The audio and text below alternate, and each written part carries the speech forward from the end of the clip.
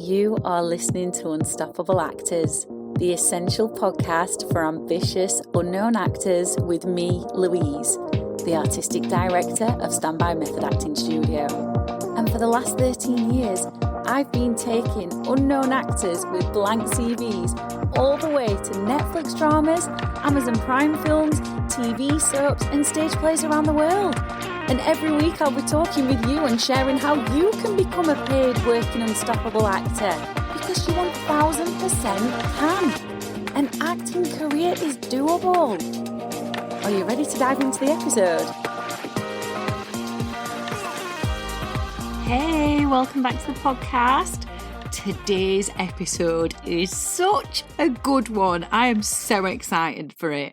And if you've ever looked at a script and thought, where do I even start with this character? Or maybe you've worried that you're not doing enough research and you feel like you could be doing more. Or maybe you found yourself drowning in information. You've done that much research and yet you still don't feel connected to the role. Then this is going to be such a good episode for you, because today we are talking about how great actors research characters. And it's not so they sound clever, and it is not so they can impress the director. It's so they can create performances that feel truthful, alive, visceral, and deeply human. Because your performances should never, ever look like a performance. It should look like we as your audience are a fly on the wall in another human's life. And I'm going to be sharing one super simple exercise you can use with your very next role. Before we jump into all of that goodness, I want to share something super duper exciting with you. And I want to personally invite you to something special, because this July, we start our summer 10-week method acting module, which is the War Project. Now, this isn't about simply attending an acting class. This is an incredible opportunity to create one of the most truthful characters you have ever played. It is an incredible opportunity to step into the shoes of a real person from history and to understand how this person thought, what they feared, what they hoped for, and what it was like to live their life. This is the chance for you to experience the process that so many of the world's most respected, most loved actors use when they are building unforgettable performances. So think Charlize Theron in Monster, think Will Smith playing Muhammad Ali. This kind of experience is going to be the one that changes how you approach your character work forever. So if you want to apply for it, you will find the link directly underneath where you've hit play, or you can simply go to tinyurl.com/10-week method acting. That's tinyurl.com/10-week method acting. Now what I want you to do is imagine you have just landed a role. Maybe it's your first professional job. Maybe you have moved from student films into independent films. Or maybe it's a television role. Maybe it's a role that feels so different from you that your first thought is, oh my good Lord, I need to get this right. Because the role matters, right? Because you care, because you want to do the character justice, because you are so passionate about acting. There is nothing else you want to do for a living. Now, those kind of roles that make us think, how am I going to connect to this? How do I get this right? Where do I start? They're often the roles that require the most research. Maybe it's a role such as the detective, the soldier, the sniper, the prisoner of war, the doctor, the addict, the politician, the homeless person, the code breaker. The list is endless. But these are characters whose world feels unfamiliar to us. These are characters whose lives we've never lived. And that is usually where actors make the first mistake, because they assume research means becoming an expert. And it doesn't. Research isn't about collecting facts. Research isn't about collecting knowledge. The research that you do for your characters is about understanding human beings. So let me explain this. Years ago, I was cast as a detective in a television pilot, and I did what so many actors do. I went down a rabbit hole. And that wasn't even the days of AI. I still got stuck in a massive rabbit hole. And I researched all sorts. I researched qualifications, promotions, career pathways, training programs, academic requirements. Every possible detail I could find, I went into. And at first, I felt like I was being really productive. And I felt like I was working hard, and I felt responsible, and I felt prepared, and I felt like, yeah, I've got this. I know everything about what it takes to become a detective. But the problem with all of that is that none of those facts helped me connect to the character. And that was it. I knew facts, but I didn't know what it felt like to be them, to be that person who was actually a detective. And I quickly realised this, and also as well because my brain doesn't retain facts very well. I had to keep reading back over the research, and I was like, oh, this is taking up so much time. And I realised it wasn't helping me connect because I was spending more time reading back over the research than the script and connecting. So I decided to change my approach. And what I did instead, and this was far more useful, is I spoke to somebody I knew who worked in the police. Now, they weren't a detective. They were a regular police officer, a bobby on the beat. But instead of asking for information like the stuff that I'd found and was struggling to retain, I asked for stories. So I asked this person to tell me about their day, tell me about the hardest shift they'd worked, tell me about a case that really stayed with you, tell me about the one thing that nobody understands about your job. And as soon as I was getting these stories, all of a sudden, everything changed.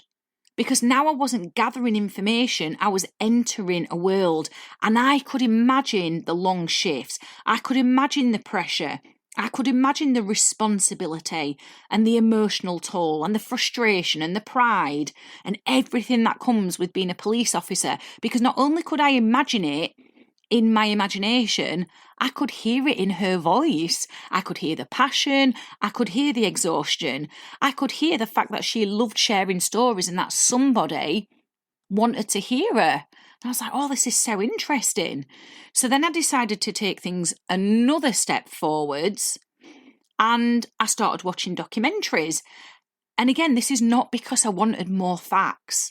It's because I wanted more perspective. I wanted to see how people moved through that world of being a detective. I wanted to know, how did they react under pressure? I wanted to know what mattered to them, what exhausted them, what motivated them, what a typical case was like for them. And that then led me to the most important question in all of this character research, which is, what is it like to be in this person's shoes?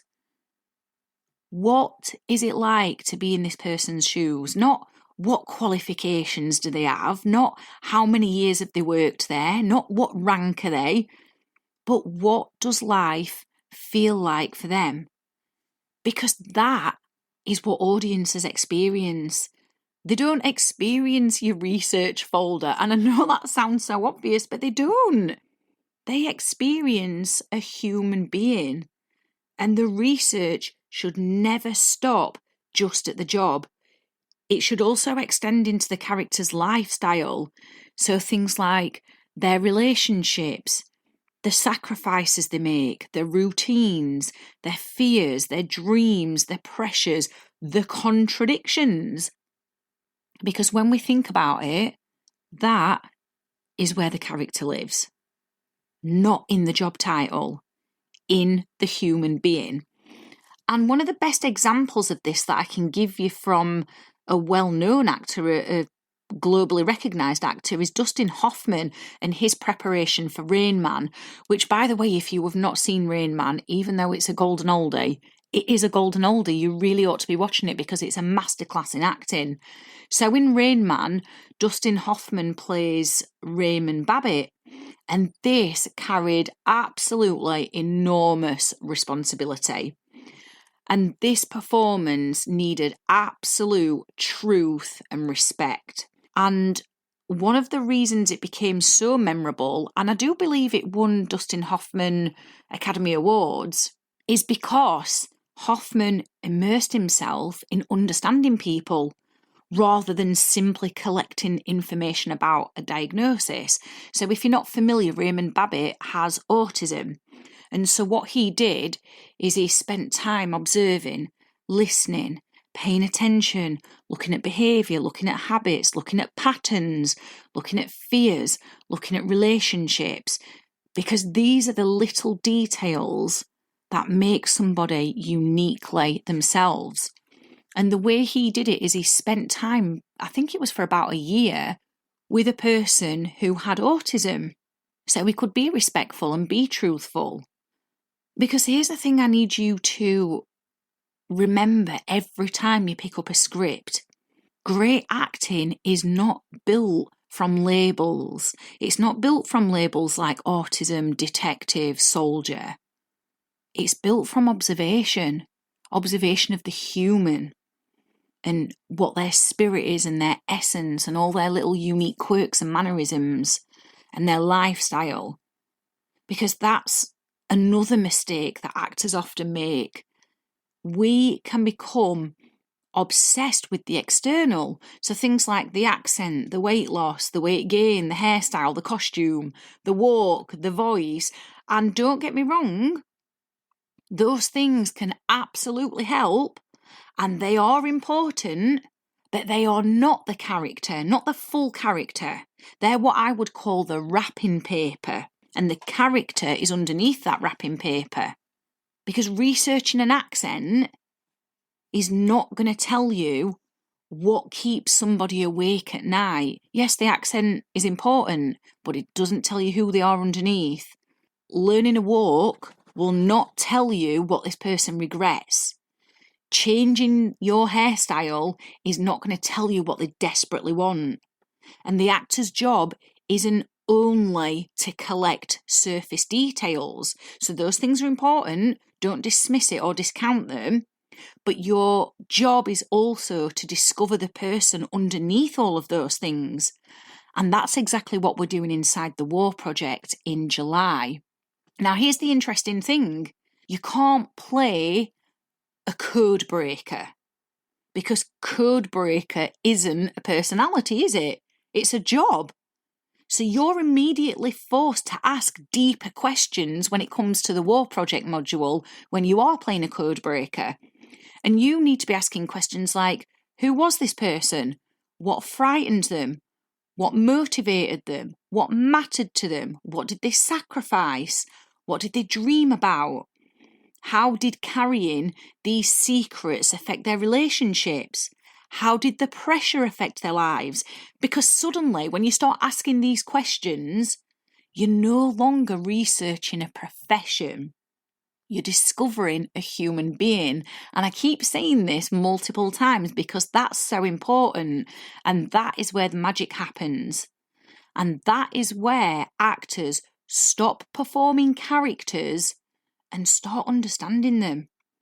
And your audiences can feel the difference. They feel the difference when you approach the work in this way. So I've got a little challenge for you. This is your challenge for the week. So the next time you're researching a character, whether it's for an audition, a performance, or you're simply doing it just for practice and just for fun, I want you to stop asking, what does this person do? And I want you to start asking, what does this person's life feel like? And then write down 5 answers. What do they fear? What do they love? What pressure are they under? What do they wish other people understood about them? and what keeps them going. And they're the 5 answers I want you to write down, because those 5 questions that I've just shared with you are going to tell you way more than 50 pages of research on their job ever could. And if you would love the opportunity to spend 10 weeks stepping into the life of a real person from history, uncovering who they are and literally living as them every single week for the 10 weeks, then applications are now open for the War Project, and I would highly recommend you going and checking it out. Imagine researching someone so deeply that they stop feeling like a character and they start feeling like someone you genuinely know. That is the journey that we're taking this summer. That is the journey of the truly great actors in this industry. And you can go and find all of the details of the War Project over at tinyurl.com/10week method acting, or hit the link underneath where you've hit play. I want to thank you so much for listening to this episode. Have an amazing day and go and enjoy researching your next role like a detective. I'll see you in the next episode. I've absolutely loved hanging out with you, and I really hope you found this episode inspiring. If you have, please do rate the podcast and hit follow so you never miss an episode, and I can help more actors like you. And come and join one of the most supportive, uplifting acting communities on socials, the Unstoppable Actors Facebook group, where you'll get your weekly injection of inspiration, networking, and receive your free Method Actors handbook so you can become an unstoppable actor.